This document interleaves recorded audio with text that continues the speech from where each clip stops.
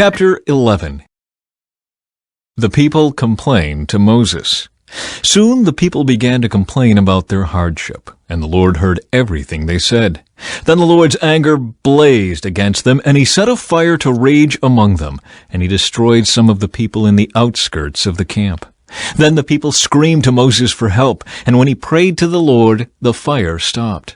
After that, the area was known as Taberah, which means the place of burning, because fire from the Lord had burned among them there. Then the foreign rabble who were traveling with the Israelites began to crave the good things of Egypt, and the people of Israel also began to complain. "Oh, for some meat," they exclaimed. "We remember the fish we used to eat for free in Egypt, and we had all the cucumbers, melons, leeks, onions, and garlic we wanted, but now our appetites are gone. All we ever see is this manna."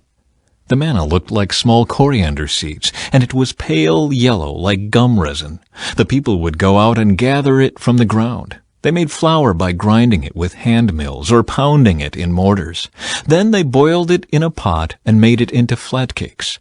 These cakes tasted like pastries baked with olive oil. The manna came down on the camp with the dew during the night. Moses heard all the family standing in the doorways of their tents whining, and the Lord became extremely angry. Moses was also very aggravated. And Moses said to the Lord, "Why are you treating me, your servant, so harshly? Have mercy on me. What did I do to deserve the burden of all these people? Did I give birth to them? Did I bring them into the world? Why did you tell me to carry them in my arms like a mother carries a nursing baby? How can I carry them to the land you swore to give their ancestors? Where am I supposed to get meat for all these people? They keep whining to me, saying, 'Give us meat to eat.' I can't carry all these people by myself. The load is far too heavy. If this is how you intend to treat me, just go ahead and kill me. Do me a favor and spare me this misery." Moses chooses 70 leaders. Then the Lord said to Moses, "Gather before me 70 men who are recognized as elders and leaders of Israel. Bring them to the tabernacle to stand there with you. I will come down and talk to you there. I will take some of the Spirit that is upon you, and I will put the Spirit upon them also. They will bear the burden of the people along with you, so you will not have to carry it alone. And say to the people, 'Purify yourselves, for tomorrow you will have meat to eat.' You were whining, and the Lord heard you when you cried, 'Oh, for some meat! We were better off in Egypt.' Now the Lord will give you meat, and you will have to eat it. And it won't be for just a day, or 2, or for 5, or 10, or even 20. You will eat it for a whole month, until you gag and are sick of it. For you have rejected the Lord, who is here among you, and you have whined to him, saying, 'Why did we ever leave Egypt?' But Moses responded to the Lord, 'There are 600,000 foot soldiers here with me, and yet you say, I will give them meat for a whole month? Even if we butchered all our flocks and herds, would that satisfy them? Even if we caught all the fish in the sea, would that be enough?' Then the Lord said to Moses, 'Has my arm lost its power? Now you will see whether or not my word comes true.' So Moses went out and reported the Lord's words to the people. He gathered the 70 elders and stationed them around the tabernacle. And the Lord came down in the cloud and spoke to Moses. Then he gave the 70 elders the same Spirit that was upon Moses. And when the Spirit rested upon them, they prophesied. But this never happened again. 2 men, Eldad and Medad, had stayed behind in the camp. They were listed among the elders, but they had not gone out to the tabernacle. Yet the Spirit rested upon them as well, so they prophesied there in the camp. A young man ran and reported to Moses, "Eldad and Medad are prophesying in the camp." Joshua, son of Nun, who had been Moses' assistant since his youth, protested, "Moses, my master, make them stop." But Moses replied, "Are you jealous for my sake? I wish that all the Lord's people were prophets, and that the Lord would put his Spirit upon them all." Then Moses returned to the camp with the elders of Israel. The Lord sends quail. Now the Lord sent a wind that brought quail from the sea, and let them fall all around the camp. For miles in every direction there were quail flying about 3 feet above the ground. So the people went out and caught quail all that day and throughout the night and all the next day too. No one gathered less than 50 bushels. They spread the quail all around the camp to dry. But while they were gorging themselves on the meat, while it was still in their mouths, the anger of the Lord blazed against the people, and he struck them with a severe plague. So that place was called Kibroth-Hattaavah, which means graves of gluttony, because there they buried the people who had craved meat from Egypt. From Kibroth-Hattaavah the Israelites traveled to Hazeroth, where they stayed for some time. Chapter 12. The complaints of Miriam and Aaron. While they were at Hazeroth, Miriam and Aaron criticized Moses because he had married a Cushite woman. They said, "Has the Lord spoken only through Moses? Hasn't he spoken through us too?" But the Lord heard them. Now Moses was very humble, more humble than any other person on earth. So immediately the Lord called to Moses, Aaron, and Miriam and said, "Go out to the tabernacle, all 3 of you." So the 3 of them went to the tabernacle. Then the Lord descended in the pillar of cloud and stood at the entrance of the tabernacle. "Aaron and Miriam," he called, and they stepped forward. And the Lord said to them, "Now listen to what I say.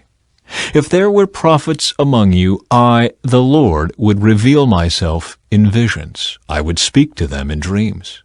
But not with my servant Moses. Of all my house, he is the one I trust. I speak to him face to face, clearly, and not in riddles. He sees the Lord as he is. So why were you not afraid to criticize my servant Moses?" The Lord was very angry with them, and he departed. As the cloud moved from above the tabernacle, there stood Miriam, her skin as white as snow from leprosy. When Aaron saw what had happened to her, he cried out to Moses, "Oh, my master, please don't punish us for this sin we have so foolishly committed. Don't let her be like a stillborn baby, already decayed at birth." So Moses cried out to the Lord, "Oh God, I beg you, please heal her." But the Lord said to Moses, "If her father had done nothing more than spit in her face, wouldn't she be defiled for 7 days? So keep her outside the camp for 7 days, and after that she may be accepted back." So Miriam was kept outside the camp for 7 days, and the people waited until she was brought back before they traveled again. Then they left Hazeroth and camped in the wilderness of Paran. Chapter 13. 12 scouts explore Canaan. The Lord now said to Moses, "Send out men to explore the land of Canaan, the land I am giving to the Israelites. Send 1 leader from each of the 12 ancestral tribes." So Moses did as the Lord commanded him. He sent out 12 men, all tribal leaders of Israel, from their camp in the wilderness of Paran.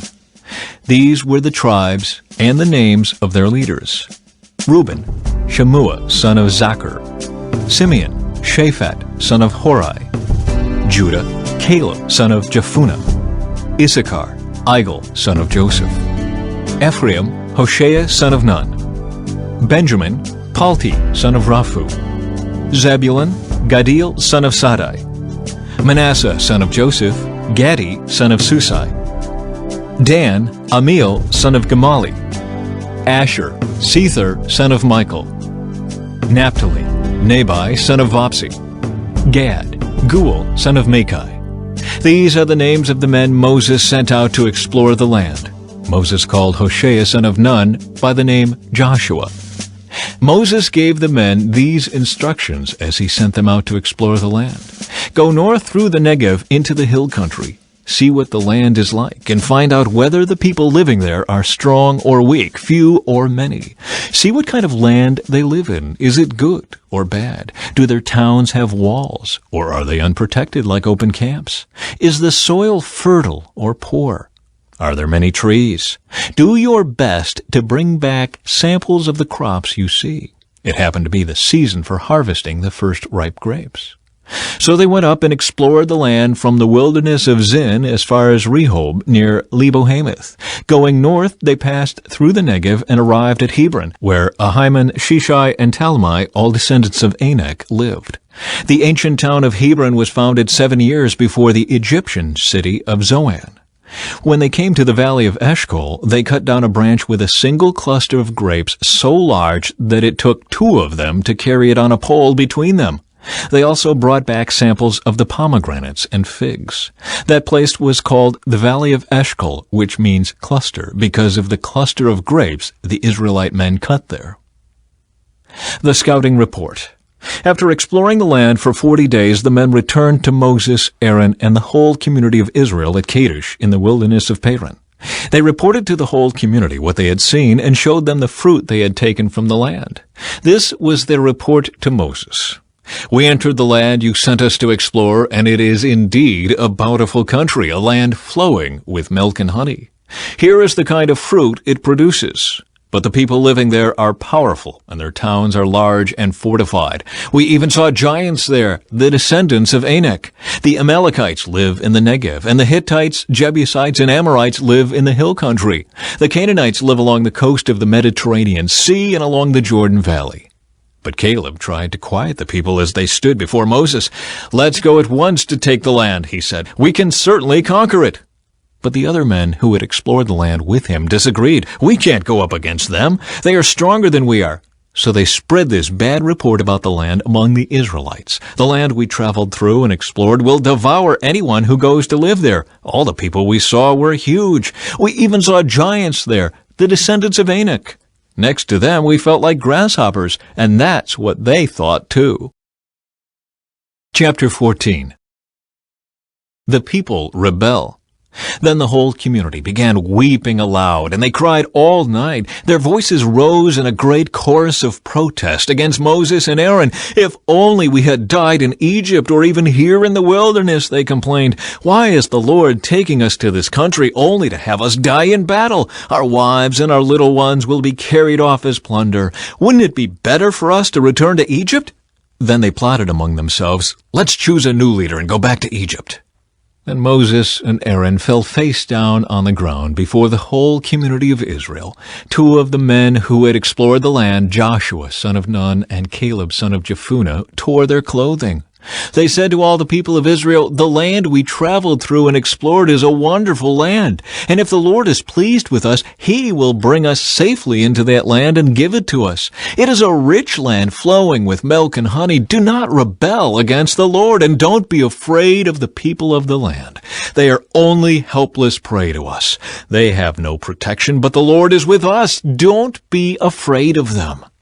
But the whole community began to talk about stoning Joshua and Caleb.